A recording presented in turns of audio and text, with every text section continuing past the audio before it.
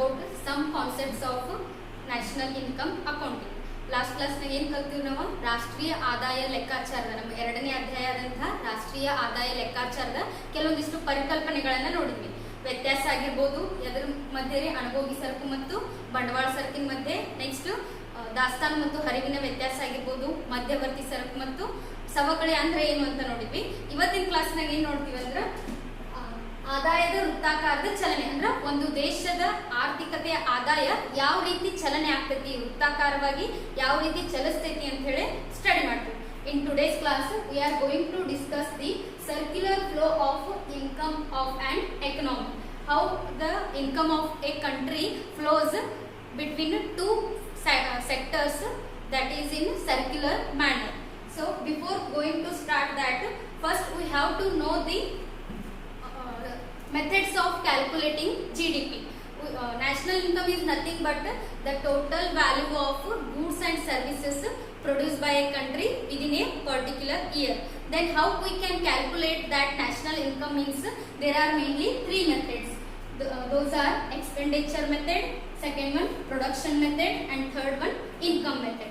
Any of these, by using any of these 3 methods we can calculate our national income every year. Is it clear?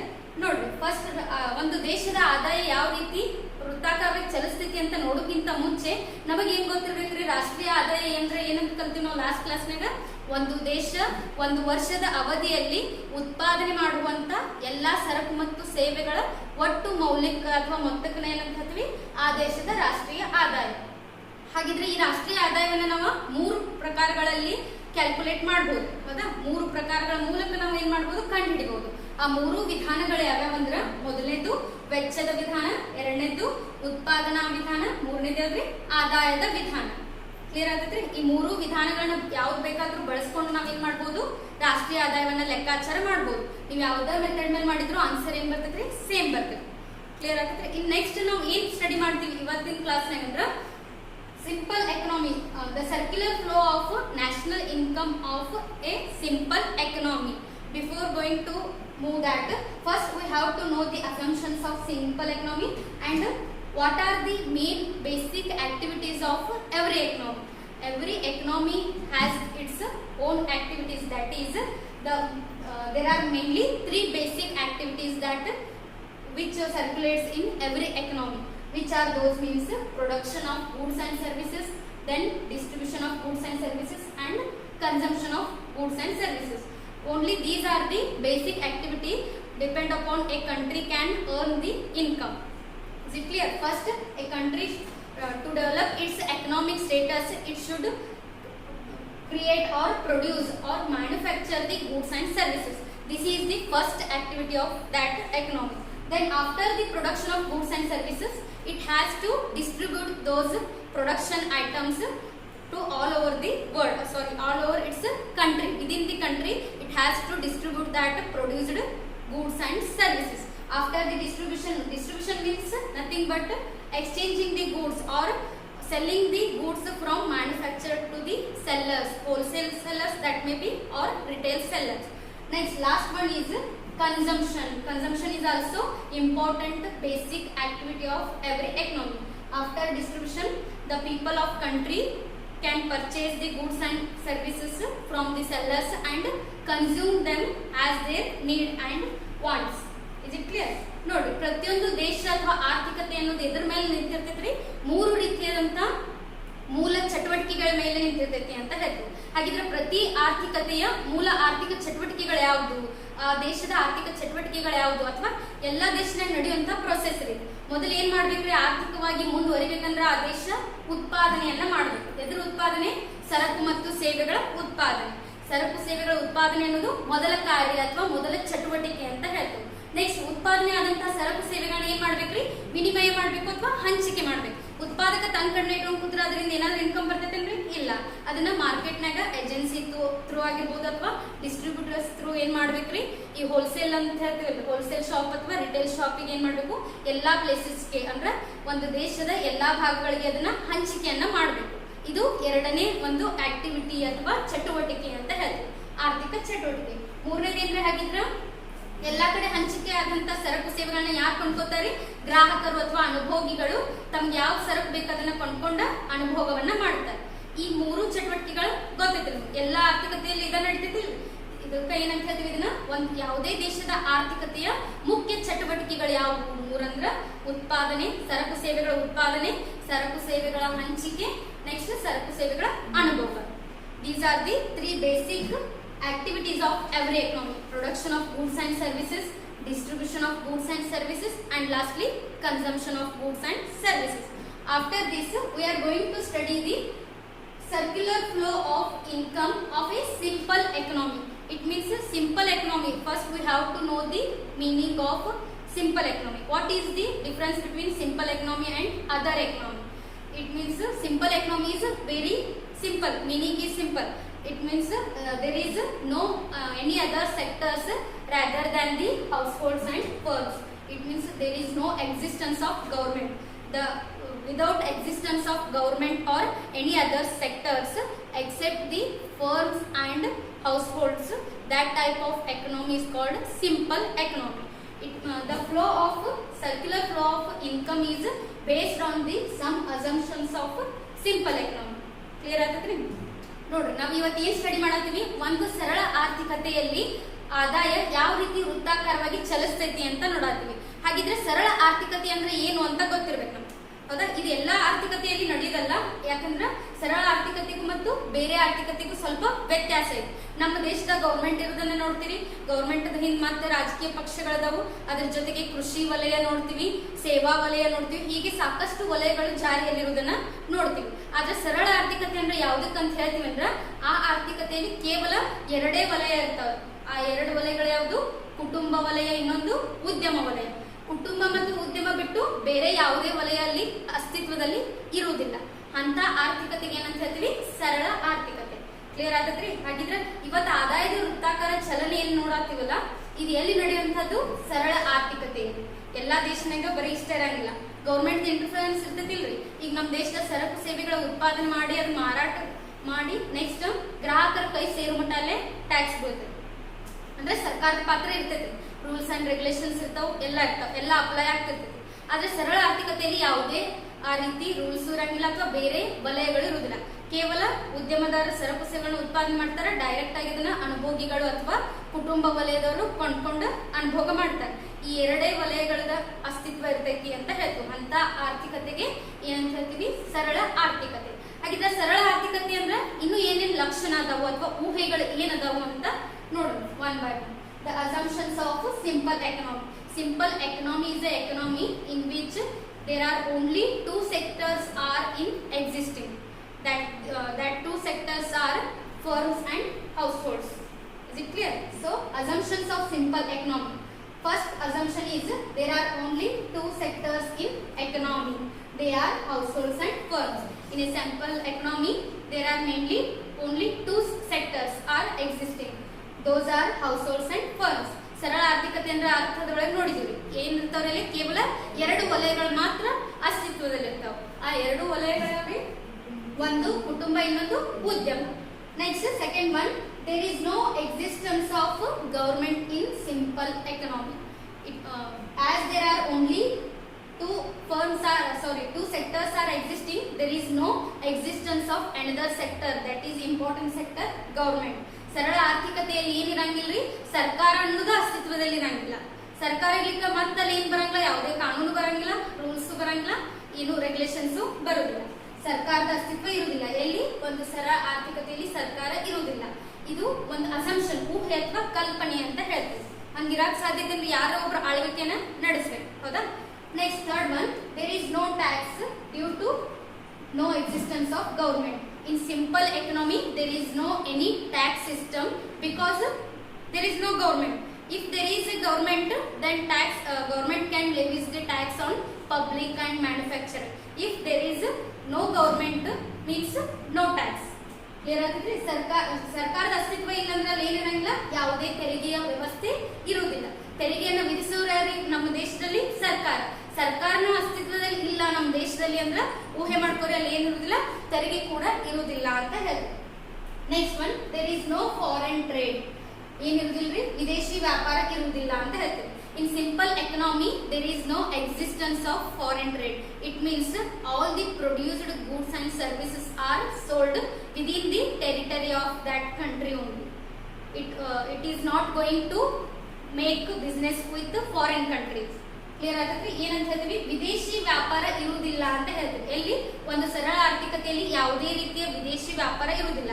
ಆ ವಿದೇಶಿ ವ್ಯಾಪಾರ ಇರುವುದಿಲ್ಲ ಅಂದ್ರೆ ಮತ್ತೆ ಎಂತ ವ್ಯಾಪಾರ ಇರ್ತೈತ್ರಿ ಅಂದ್ರ ಉತ್ಪಾದನೆ ಆದಂತಹ ಎಲ್ಲಾ ಸರಕು ಸೇವೆಗಳು ಕೇವಲ ದೇಶದ ಗಡಿ ಒಳಗಡೆ ಏನಾಗ್ತಾವ್ರಿ, ಮಾರಾಟ ಆಗ್ತಾವ. ಬೇರೆ ರಾಜ್ಯಕ್ಕೆ ಇರ್ಬೋದು ಅಥವಾ ಜಿಲ್ಲೆಗಳ ನಡುವೆ ಇರ್ಬೋದು, ಒಟ್ಟಾರೆಯಾಗಿ ಆ ದೇಶದ ಚೌಕಟ್ಟಿನಲ್ಲಿ ಮಾತ್ರ ವ್ಯಾಪಾರ ನಡೀತೈತಿ. ಆ ದೇಶ ಮತ್ತೊಂದು ದೇಶದ ಜೊತೆಗೆ ಯಾವುದೇ ರೀತಿಯ ವ್ಯಾಪಾರ ಅಥವಾ ವ್ಯವಹಾರವನ್ನ ಮಾಡುವುದಿಲ್ಲ ಅಂತ ಹೇಳ್ತೀವಿ. ಇದು ಕೂಡ ಒಂದು ಊಹೆ. ನೆಕ್ಸ್ಟ್ ನೋಡಿ, factors of production are owned by households. You all have studied there are mainly 4 factors of production. Those are land, labor, capital and organization. These 4 important factors of production are under the ownership and control of households in this simple economy. Is it clear? Note, ಏನಂತ ಹೇಳ್ತೀವಿ, ಎಲ್ಲಾ ಉತ್ಪಾದನಾಂಗಗಳು ಕುಟುಂಬದ ಮಾಲೀಕತ್ವದಲ್ಲಿರುತ್ತವೆ ಅಂತ ಹೇಳ್ತೀವಿ. ಎಲ್ಲಿ ಸರಳ ಆರ್ಥಿಕತೆ. ನೀವೆಲ್ಲ ಲಾಸ್ಟ್ ಕ್ಲಾಸ್ನಾಗ ಅಥವಾ ಲಾಸ್ಟ್ ಚಾಪ್ಟರ್ನಾಗ ಕಲ್ತೀರಿ. ಎಷ್ಟು ಪ್ರಕಾರದ ಉತ್ಪಾದನಾಂಗಗಳದವ್ರಿಗೆ ಮುಖ್ಯವಾಗಿ 4 ಉತ್ಪಾದನಾಂಗಗಳಿರುವುದನ್ನ ನೋಡ್ತೀವಿ. ಭೂಮಿ, ಶ್ರಮ, ಬಂಡವಾಳ ಮತ್ತು ಸಂಘಟನೆ. ಈ 4 ಉತ್ಪಾದನಾಂಗಗಳು ಏನಾಗ್ಯಾವ್ರಿ, ಈ ಒಂದು ಸರಳ ಆರ್ಥಿಕತೆಯಲ್ಲಿ ಯಾರ ಮಾಲೀಕತ್ವದಲ್ಲಿದಾವು, ಕುಟುಂಬದವರ ಮಾಲೀಕತ್ವದಲ್ಲಿ ಇರುವುದು ಎರಡೇ ಸೆಕ್ಟರ್, ಹೌದಾ, ವಲಯ. ಒಂದು ಕುಟುಂಬ, ಇನ್ನೊಂದು ಉದ್ಯಮ. ಹಾಗಿದ್ರೆ ಈ ಎಲ್ಲಾ ಉತ್ಪಾದನಾಂಗಗಳು ಯಾರ ಮಾಲೀಕತ್ವದಲ್ಲಿದಾವ್ರಿ, ಕೇವಲ ಕುಟುಂಬದ ಮಾಲೀಕತ್ವದಲ್ಲಿ ಇರ್ತಾವು ಅಂತ ಹೇಳ್ತೀವಿ. ಇದು ಕೂಡ ಒಂದು ಊಹೆ. Next last one, households do not keep any savings. It means the households whatever income they can earn by rendering the services of these factors of production, they will purchase or invest all the amount for spending on the goods and services. They cannot they are not going to keep any savings. ನೋಡಿ, ಕುಟುಂಬಗಳು ಯಾವುದೇ ಉಳಿತಾಯ ಮಾಡುವುದಿಲ್ಲ ಅಂತ ಹೇಳ್ತೀವಿ. ಈಗ ನಮ್ಮ family ಅಥವಾ ನಮ್ಮ ದೇಶದೊಳಗೆ ಹೆಂಗೈತ್ರಿ, ಎಲ್ಲರ ಮನೋಭಾವನೆ ಮುಂದೆ ಏನಾದ್ರೂ ಖರ್ಚು ಬಂದ್ರೆ ಉಳಿತಾಯವನ್ನ ಮಾಡ್ಕೋಬೇಕು, ಭವಿಷ್ಯದ ಖರ್ಚಿಗೆ ಬರ್ತೈತಿ ಅಂತ ಹೇಳಿ. ಆದ್ರ ಈ ಒಂದು ಸರಳ ಆರ್ಥಿಕತೆಯಲ್ಲಿ ಕುಟುಂಬಗಳು ಏನ್ ಮಾಡ್ತಾವ್ರಿ, ಭವಿಷ್ಯದ ಯಾವುದೇ ಚಿಂತೆಗೆ ಅಥವಾ ಏನಾದ್ರೂ ಬೇಕು ಅಂತ ಹೇಳಿ ಸೇವಿಂಗ್ಸ್ ಅನ್ನ, ಉಳಿತಾಯವನ್ನ ಮಾಡುದಿಲ್ಲ. ಏನ್ ತಮ್ಮ ಉತ್ಪಾದನಾಂಗಗಳನ್ನ ಯಾರಿಗೆ ಕೊಟ್ಟಿರ್ತಾವ್ರಿ, ಉದ್ಯಮದವರಿಗೆ ಸೇವೆ ಮಾಡಕ್ ಕೊಟ್ಟಿರ್ತಾವ, ಅದರಿಂದ ಇನ್ಕಮ್ ಅನ್ನ ಗಳಿಸ್ತಾರೆ, ಹೌದಾ. ಬಾಡಿಗೆ ಕೊಟ್ಟಿರ್ತಾರೆ ಭೂಮಿಯನ್ನ. ನೆಕ್ಸ್ಟ್ ತಾವೇ ಅಲ್ಲಿ ಹೋಗಿ ದುಡಿಯೋದ್ರ ಮೂಲಕ ಶ್ರಮ ಅಥವಾ ಸ್ಯಾಲರಿಯನ್ನ ಪಡಿತಾರ. ನೆಕ್ಸ್ಟ್ ತಮ್ದೇನಾದ್ರೂ ರೊಕ್ಕಿದ್ರೆ ಅದನ್ನ ಬಂಡವಾಳವಾಗಿ ಹೂಡಿಕೆ ಮಾಡ್ತಾರ.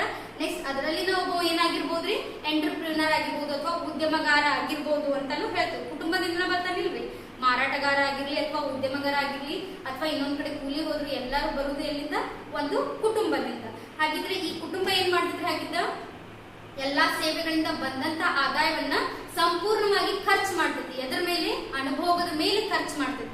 ಸರಕು ಸೇವೆಗಳನ್ನ ಕೊಂಡ್ಕೊಂಡು ಎಲ್ಲಾ ಖರ್ಚು ಮಾಡೋದ್ರ ಮೂಲಕ ಯಾವುದೇ ರೀತಿಯ ಉಳಿತಾಯವನ್ನ ಮಾಡುವುದಿಲ್ಲ ಅಂತ ಹೇಳ್ತೀವಿ. ಕ್ಲಿಯರ್ ಆದ್ರಿ? ಅಸಂಪ್ಷನ್ಸ್ ನಿಮಗೆ ಅಥವಾ ಊಹೆಗಳು ಕ್ಲಿಯರ್ ಆಯ್ತಂದ್ರೆ ಈ ಚಾರ್ಟ್ ನಿಮಗೆ ತಿಳಿತೈತಿ, ಹೌದ್ರಿ? If you understand the assumptions of simple economy, then it is easy to understand this flow chart. Next, coming to the circular flow of income of and simple economy, there are mainly 2 sectors. I have told you in the assumption there are only 2 sectors in the simple economy, that is firms and another sector is households. Our activity is, we start from the households. See the arrow marks. First one is factor services. Factor services means you have studied that all the factors of production are owned by the households only. Then households has the owner of 4 factors of production. They render the services of factors of production to the firms for the production purpose. They render for some return or to get some income or earn income to the firms for making help to produce any goods and services which are needed by the households. Households has the ownership of all factors of production and they invest their all factors of production in the firms to get earnings or income. Is it clear? This is the first row. It means our activity starts from households to firms. Next, second one. After factor services, they have to, it means firms utilize that 4 factors of production into production function and produce many goods and services. In return, they have to pay some amount to the households for using the service of factors of production from the household. Are you getting? See, firms have to give payments on the factors of production which are used by the firms and rendered by the households. Then so here we are written factors payments. These factor payments goes from firms to the households. Then households get the income. Households earn the income, and with those income, households make spending on the firms to buy the goods and services. After getting the income from the firms, households spend all their income on the firms. Why? To purchase the goods and services which are needed by them. So this is the third row. After getting the income, households expend on the firms, that is called spendings. Next, after the firms get the payments or income from the households, they give in return to the goods and services to the households. So this is the fourth or last activity of our flow. Is it clear? After getting the payments from the households, firms will give the goods and services or will sell the goods and services which is equal to the amount given by the households to the households only. So this is the circular flow and it will always be continued. Is it clear? So we are calling it as the circular flow of income. The income of income and expenditure of these two firms always be going in a circular manner continuously. This process is called a circular flow of income. Which it is very simple. First you have to know the meaning of simple economy and assumptions of simple economy. Based on the assumption, we can explain this chart. First one is firm sector and household sector. Our activity starts from the household sector because they are the owner of factors of production. They render the services of the factors of production to the firm. This is the first activity. For return, firms have to make the payments on factors of production to the households. After getting the income, households spend all their income on the firms to purchase the goods and services. Next, in return for the payment, firms sell the goods and services or render the goods and services, send the goods and services to the household. This is a continuous process. Next, Kannada ಏನ್ರಿ ಹಾಗಿದ್ರೆ ಈ ಆದಾಯದ ವೃತ್ತಾಕಾರದ ಚಲನೆ ಅಂದ್ರೆ ಸರಳ ಆರ್ಥಿಕತೆಯ assumption ನಿಮಗೆಲ್ಲ ಗೊತ್ತಾಗ ಊಹೆ. ಈ ಎರಡು ಊಹೆಯ ಆಧಾರದ ಮೇಲೆ ಏನ್ ಹೇಳ್ತೀವಿ, ಒಂದು ದೇಶದಲ್ಲಿ ಅಥವಾ ಆರ್ಥಿಕತೆಯಲ್ಲಿ ಕೇವಲ ಎಷ್ಟು ವಲಯ ಇದಾವೆ? ಎರಡು. ಯಾವ್ದಾವ್ದು? ಒಂದು ಕುಟುಂಬ, ಇನ್ನೊಂದು ಉದ್ಯಮ. ಹಾಗಿದ್ರೆ ನಮ್ಮ ಈ ಒಂದು ಚಟುವಟಿಕೆ ಅಥವಾ ಆದಾಯದ ಚಲನೆ ಎಲ್ಲಿಂದ ಸ್ಟಾರ್ಟ್ ಆಗ್ತೈತಿ? ಕುಟುಂಬದಿಂದ. ಯಾಕಂದ್ರೆ ಇಲ್ಲಿ ಅಸಂಪ್ಷನ್ ಆಗಿ ನೋಡಿವಿ ಏನಂತ ಹೇಳಿವಿ, ಕೇವಲ ಎರಡು ವಲಯ ಇರ್ತಾವ ಅಂತ ಆಯ್ತು. ನೆಕ್ಸ್ಟ್ ಎಲ್ಲಾ ಉತ್ಪಾದನಾಂಗಗಳು ಯಾರ ಮಾಲೀಕತ್ವದಲ್ಲಿ ಇರ್ತಾರೆ? ಕುಟುಂಬ. ಹಾಗಿದ್ರೆ ಕುಟುಂಬ ಏನ್ ಮಾಡ್ತಿದ್ರಿ, ಇಲ್ಲಿ ತನ್ನ ಒಡೆತನದಲ್ಲಿರುವಂತಹ 4 ಉತ್ಪಾದನಾಂಗಗಳನ್ನ ಯಾರಿಗೆ ಕಳಿಸ್ಕೊಡ್ತೈತ್ರಿ? ಉದ್ಯಮಕ್ಕೆ. ಯಾಕಂದ್ರ ಆ 4 ಉತ್ಪಾದನಾಂಗಗಳನ್ನು ಬಳಸಿಕೊಂಡು ಆ ಉದ್ಯಮ ಏನ್ ಮಾಡ್ಬೇಕು, ವಿವಿಧ ಸರಕು ಸೇವೆಗಳನ್ನ ಪ್ರೊಡ್ಯೂಸ್ ಮಾಡ್ಬೇಕು ಅಥವಾ ಉತ್ಪಾದನೆ ಮಾಡ್ಲಿಕ್ಕೆ ಕಳಿಸ್ಕೊಡ್ಬೇಕು. ಹಾಗಿದ್ರೆ ಈ ಉದ್ಯಮ ಏನ್ ಮಾಡ್ತಿದ್ರಿ, ಅದಕ್ಕೆ ಪ್ರತಿಯಾಗಿ ಪೇಮೆಂಟ್ ಅನ್ನ ಮಾಡ್ಬೇಕಲ್ರಿ. ಭೂಮಿಯನ್ನ ಬಾಡಿಗೆ ತಗೊಂಡ್ರೆ ಅದಕ್ಕೆ ಬಾಡಿಗೆ ಕಟ್ಟಬೇಕು. ನೆಕ್ಸ್ಟ್ ಶ್ರಮಿಕರನ್ನ ದುಡಿಸ್ಕೊಳತ್ತಂದ್ರ ಅವನಿಗೆ ಕೂಲಿಯನ್ನ ಕೊಡ್ಬೇಕು. ಯಾರಾದ್ರೂ ಬಂಡವಾಳ ಹೂಡಿದ್ರೆ ಅವರಿಗೆ ಬಡ್ಡಿಯನ್ನ ಕೊಡ್ಬೇಕು. ನೆಕ್ಸ್ಟ್ ಸಂಘಟನಾಕಾರ ಆ ಕುಟುಂಬದಿಂದ ಬಂದಿದ್ರೆ ಅವನಿಗೆ ಲಾಭವನ್ನ ಕೂಡ ಕೊಡ್ಬೇಕು. ಈ 4 ಉತ್ಪಾದನಾಂಗಗಳ ಪ್ರತಿಯಾಗಿ ಅದಕ್ಕೆ ಘಟಕ ಸೇವೆಗಳು ಅಂತ ಹೇಳ್ತೀವಿ. ಘಟಕ ಸೇವೆ ಅಂದ್ರೆ ಬೇರೆ ಏನಲ್ಲ, ಈ ಉತ್ಪಾದನಾಂಗಗಳು ಸೇವೆ ಅಂತ ಅರ್ಥ. ಕುಟುಂಬ ಏನ್ ಮಾಡ್ತೈತ್ರಿ, 4 ಉತ್ಪಾದನಾಂಗಗಳನ್ನ ಸೇವೆಗಾಗಿ ಬಿಡ್ತೈತಿ. ಯಾರಿಗೆ? ಉದ್ಯಮಕ್ಕೆ ಕೊಡ್ತೈತಿ. ಉದ್ಯಮ ಅದಕ್ಕೆ ಪ್ರತಿಫಲವಾಗಿ ಘಟಕ ಪಾವತಿಯನ್ನ ಮಾಡ್ತೈತಿ. ಪ್ರತಿಯೊಂದು ಉತ್ಪಾದನಾಂಗದ ಮೇಲೆ ಏನ್ ಮಾಡ್ತೈತಿ, ಪೇಮೆಂಟ್ ಅನ್ನ ಮಾಡ್ತೈತಿ. ಅವಾಗ ಏನ್ ಬಂದಂಗೈತಿ, ಕುಟುಂಬಕ್ಕೆ ಆದಾಯ ಬಂದಂಗ. ಈ ಆದಾಯದಿಂದ ಏನ್ ಮಾಡ್ತೈತಿ ಹಾಗಿದ್ರೆ ಕುಟುಂಬ? ಲಾಸ್ಟ್ ಮಾಡೈತಿ ನೋಡ್ರಿ, ಯಾವುದೇ ಉಳಿತಾಯ ಮಾಡೋದಿಲ್ಲ. ಹಾಗಿದ್ರೆ ಏನ್ ಮಾಡ್ತೈತಿ ಕುಟುಂಬ? ಬಂದಂತ ಆದಾಯವನ್ನೆಲ್ಲ ಮತ್ತೆ ಉದ್ಯಮದ ಮೇಲೆ ವೆಚ್ಚವನ್ನ ಮಾಡ್ತೈತಿ. ಅದಕ್ಕೆ ವೆಚ್ಚಗಳು ಅಂತ ಬರ್ತದೆ. ವೆಚ್ಚ ಮಾಡೋದಂದ್ರೆ ಏನ್ರಿ? ಉದ್ಯಮದ ಮೇಲೆ ಅಂದ್ರ ಉದ್ಯಮಕ್ಕೆ ತಮ್ಮ ಎಲ್ಲ ಆದಾಯವನ್ನ ಕೊಟ್ಟು ತಮಗೆ ಯಾವ ಸರಕು ಸೇವೆ ಬೇಕು ಅದನ್ನ ಕೊಂಡ್ಕೋಬೇಕು. ಕ್ಲಿಯರ್ ಆಗದ್ರಿ? ತಮ್ಮ ಬಂದಂತಹ ಆದಾಯವನ್ನ ಉದ್ಯಮಕ್ಕ ಕೊಟ್ಟು ಅವರಿಂದ ಏನ್ ಪಡಿತೈತ್ರಿ? ಸರಕು ಮತ್ತು ಸೇವೆಗಳನ್ನ ಪಡಿತೈತಿ. ಇದನ್ನ 4ನೇದು. ಕ್ಲಿಯರ್ ಆಗದ್ರಿ? ಹಾಗಿದ್ರೆ ಇಲ್ಲಿ ABC ಅಂತ ಬರ್ದು ಅದನ್ನ ನೋಡೋಣ. ಇದು ಕ್ಲಿಯರ್ ಆದ್ರೆ ಸರ್ಕಲ್ ಇದೇನಾಗ್ತತಿ? ಯಾವಾಗ್ಲೂ ಸತತವಾಗಿ ವೃತ್ತಾಕಾರದಲ್ಲಿ ಈ ರೀತಿ ಏನಾಗ್ತತಿ? ನಮ್ಮ ಸರಳ ಆರ್ಥಿಕತೆಯ ವೆಚ್ಚ ಆಗಿರ್ಬೋದು, ಆದಾಯ ಆಗಿರ್ಬೋದು, ಯಾವಾಗ್ಲೂ ಹಿಂಗ ಕಂಟಿನ್ಯೂ ಪ್ರೊಸೆಸ್. ಮತ್ ಇವ್ರಿಗೆ ಸರಕು ಸೇವೆಗಳು ಬರ್ತಾವ, ಮತ್ ಇಲ್ಲಿ ಕೊಟ್ಟಿರ್ತಾರಂದ್ರ ಮತ್ತೊಮ್ಮೆ ತಿಂಗಳ ಕೊಡತಿರ್ತಾರೆ. ಹೌದಾ? ತಿಂಗಳಕ್ಕೊಮ್ಮೆ ಆಗಿರ್ಬೋದು ಅಥವಾ ವರ್ಷಕ್ಕೊಮ್ಮೆ ಆದಾಯ ಬರ್ತೈತಿ. ಅದು ಯಾವ ಸರಕುಗಳು ಬೇಕು ಆ ಸರಕು ಮೇಲೆ ಅವ್ರು ಇನ್ವೆಸ್ಟ್ ಮಾಡ್ತಾರ, ಸ್ಪೆಂಡ್ ಮಾಡ್ತಾರ, ವೆಚ್ಚ ಮಾಡಿ ಆ ಸರಕುಗಳನ್ನ ಪಡಿತಾರೆ. ಈ ರೀತಿ ಒಂದು ಸರಳ ಆರ್ಥಿಕತೆಯಲ್ಲಿ ಏನಾಗ್ತೈತ್ರಿ? ಆದಾಯದ ವೃತ್ತಾಕಾರ ಚಲನೆ ಆಗ್ತೈತಿ ಅಂತ ಹೇಳ್ತೀವಿ. ಇಲ್ಲಿ ಲೆಟರ್ ಬರ್ದಿ ನೋಡಿ. ಎ ಅಂತ ಬರ್ತೈತಿ, ಬಿ ಅಂತ ಬರ್ತೈತಿ, ಸಿ. ಹಾಗಿದ್ರೆ ಇವೇನ್ ಇಂಡಿಕೇಟ್ ಮಾಡ್ತಾವು? ಸ್ಟಾರ್ಟಿಂಗ್ ನಾವು ಹೇಳಿದ್ವಿ ಆದಾಯದ ಲೆಕ್ಕಾಚಾರನ 3 ವಿಧಾನದಲ್ಲಿ ಮಾಡಬಹುದು ಅಂತ. ಈ ಎ ಅನ್ನೋದು ಎದಕ್ಕೆ ಬರ್ತೀವಿ ನೋಡ್ರಿ? ವೆಚ್ಚಗಳಿಗೆ. ಹಾಗಿದ್ರೆ ಅದು ಎ ಅಂದ್ರೆ ಏನಂತ ಹೇಳ್ತೀವಿ? ವೆಚ್ಚದ ವಿಧಾನ. ಅಂದ್ರೆ ಒಂದು ದೇಶದ ಆದಾಯವನ್ನ ಲೆಕ್ಕ ಮಾಡುವಂತ ವೆಚ್ಚದ ವಿಧಾನ. ಇದು ಯಾವ ರೀತಿ ವೆಚ್ಚ ಯಾರು ಮಾಡುತ್ತಾರೆ? ಇಲ್ಲಿ ಕುಟುಂಬಗಳು. ಅಂದ್ರೆ ಇದರ ಅರ್ಥ ಏನು?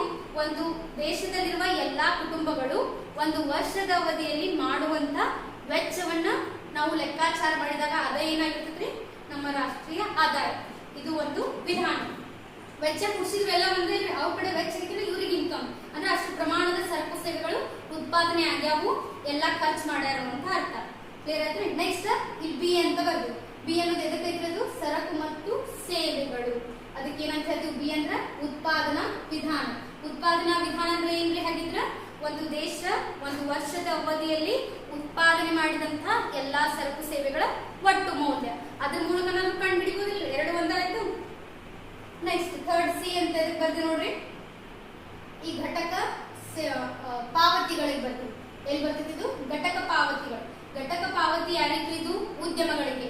ಆದ್ರೆ ಕುಟುಂಬಕ್ಕೆ ಏನ್ರಿ? ಆದಾಯ ಹೋದಿಲ್ಲ, ಉತ್ಪಾದನಾಗಳ ಮೇಲೆ ಬಂದಂತ ಆದಾಯ. ಅಂದ್ರೆ ಸಿ ಅಂದ್ರೆ ಏನ್ರಿ? ಆದಾಯದ ವಿಧಾನ.